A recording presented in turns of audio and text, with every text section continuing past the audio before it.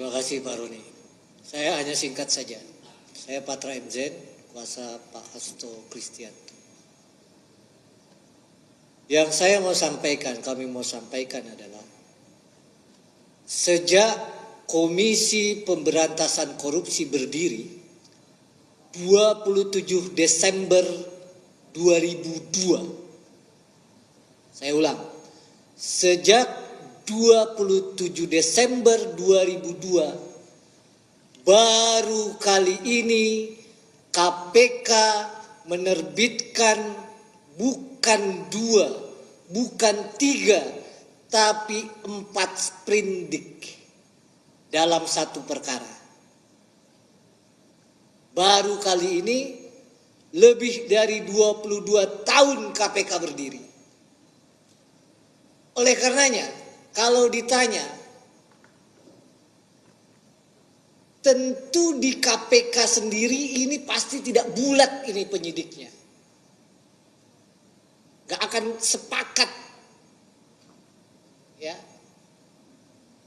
Pasti ada tentu penyidik yang masih baik tuh di KPK. Sprindik pertama 9 Januari 2020. Sprindik kedua 5 Mei 2023. Sprindik ke-3 dan 4 23 Desember. Apa artinya penerbitan sprindik, surat perintah penyidikan? Apa konsekuensinya? Konsekuensinya ketika diterbitkan sprindik, anggaran Pak, biaya Bu. Maka kalau kita tarik sejak penetapan tersangka Harun Masiku Januari 2020, boleh masyarakat pertanyakan berapa sudah anggaran yang dimakan, ditelan, digunakan oleh KPK. Belum lagi termasuk katanya operasi pencarian Harun Masiku, baik di dalam negeri maupun di luar negeri.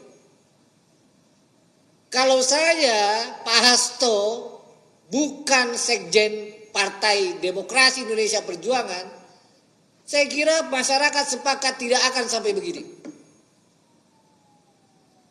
Maka dugaan kriminalisasi, dugaan yang namanya pemaksaan, dugaan order valid.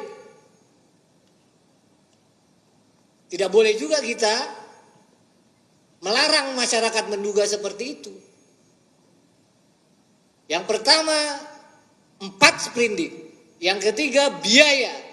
Yang keempat, putusan pengadilan sudah menyatakan ada 4 orang bertemu di Grand Hyatt menyatakan bahwa uang itu uang Harun Masiku. Di halaman 160 dan 167.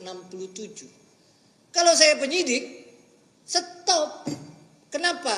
Karena dalam 2 persidangan dipanggil saksi-saksi di bawah sumpah. Sudah ditanya, uang ini punya siapa?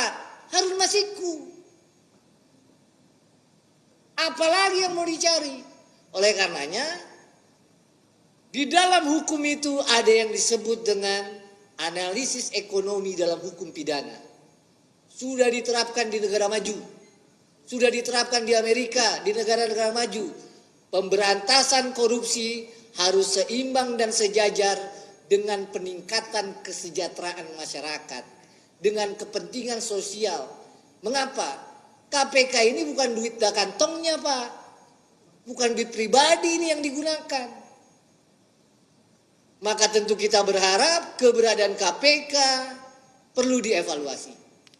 Terlebih pada prinsip dasarnya KPK ini semestinya ditunjuk dan dibentuk di era Presiden Prabowo.